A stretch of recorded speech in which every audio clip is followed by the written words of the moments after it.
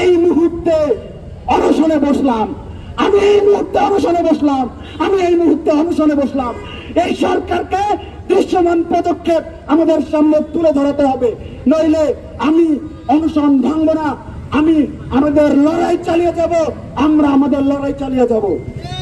আপনারা জানেন বিগত ৫৩ বছরে এবং বিগত ১৬ বছরে এই বাংলাদেশে যেভাবে ফ্যাসিবাদী কাঠামো গড়ে উঠেছে, সেই ফ্যাসিবাদী কাঠামোকে ভেঙে দিয়ে বিগত ১৫-১৬ বছরে রাজনৈতিক অধিকার হরণকারী খুনি শেখ হাসিনার বিরুদ্ধে আমরা যেভাবে রাজপথে এসেছিলাম, যেভাবে রাজপথে এসে রক্ত ঝরিয়েছি, আমাদের ভাইরা জীবন দিয়েছে, আমরা সেই জীবনের বিনিময়ে এই সরকারের কাছ থেকে এখন পর্যন্ত ন্যূনতম সংস্কার ও বিচার পাই নাই। আপনারা জানেন আমরা জুলাই আগস্ট গণঅভ্যুত্থানে আমাদের ৩,০০০-এরও অধিক ভাই জীবন দিয়েছে, আমাদের রাজপথে রক্ত ঝরিয়েছে, রাজপথে সাহসিকতার সাথে আওয়ামী লীগের পেটোয়া বাহিনী ছাত্রলীগের বিরুদ্ধে প্রতিরোধ করে তুলেছিল। আমরা আমাদের জায়গা থেকে আমরা বারবার বিচারের কথা বলেছি, আমরা এই সরকারের কাছ থেকে এখন পর্যন্ত ন্যূনতম কোনো বিচার পাই নাই।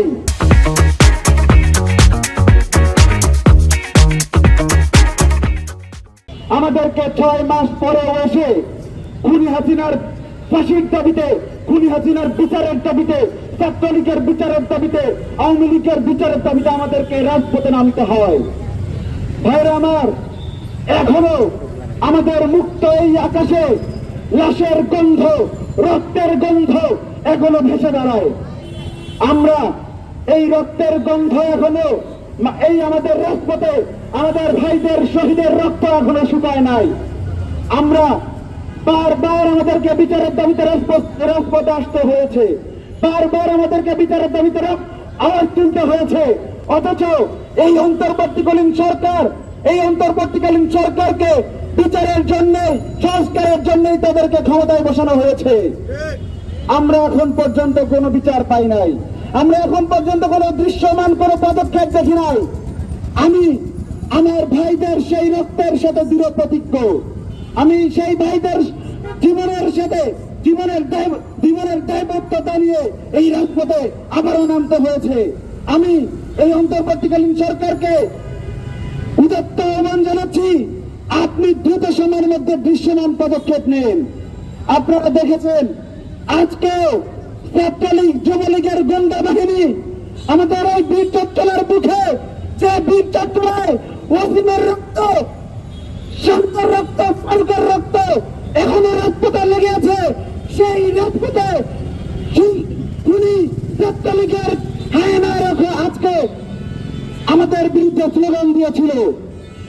আমরা স্পষ্ট করে বলতে চাই যে পুলিশ প্রশাসন আপনারা নীরবতা পালন করছেন, নীরবতা পালন করে তাদেরকে যে সুযোগ করে দিচ্ছেন, আমরা আপনাদের এই বিচার করব।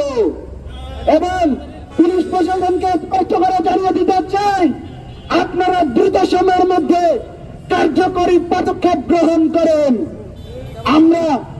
আপনারা বলেন আপনারা বিগত ১৫-১৬ বছর বঞ্চিত হয়েছেন, আপনাদের তো সুযোগ এসেছে এই খুনি হাসিনার বিরুদ্ধে আপনাদের যে বঞ্চনা, সেই বঞ্চনার প্রতিশোধ নিয়ে আমাদের জুলাই গণঅভ্যুত্থানে যাদের রক্ত ঝরেছে তাদের সেই রক্তের প্রতিদান দেওয়ার আপনারা আপনাদের জায়গা থেকে এখনো স্পষ্টত এবং দৃশ্যমান কোন পদক্ষেপ গ্রহণ করতে পারেন নাই।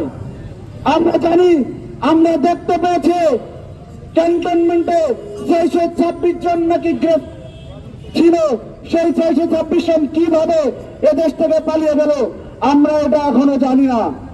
আমরা এই দ্রুত সময়ের মধ্যে আমাদের কাছে স্পষ্ট করতে হবে তারা কিভাবে ভারতে পালিয়ে গেছে। আমরা পুলিশ প্রশাসনকে স্পষ্ট করে বলতে চাই, আপনারা যদি দায়িত্বশীলতার পরিচয় না দেন, আপনারা যদি ২০০০ শহীদের রক্তের সাথে দায়বদ্ধ হয়ে কাজ না করেন, আমরা আপনাদেরকে আপনাদের জায়গা থেকে সরিয়ে দিব। প্রয়োজনে আমরা মিলিশিয়া বলে বাহিনী গঠন করব, আমরা আমাদের সেই শহীদের রক্তের হিসাব মিটাবো এবং তাদের বিচার আমরাই ছাত্র জনতা করবো ইনশাআল্লাহ। আমি স্পষ্ট করে বলতে চাই, আমি এখন বলতে চাই, আমার ভাই বোনদের রক্ত যারা ঝরিয়েছে তাদের বিচার এখনো কেন হয় নাই? আমাদের সেই সব ভাইদের রক্ত যারা ঝরিয়েছে তাদের কেন বিচার হয় নাই?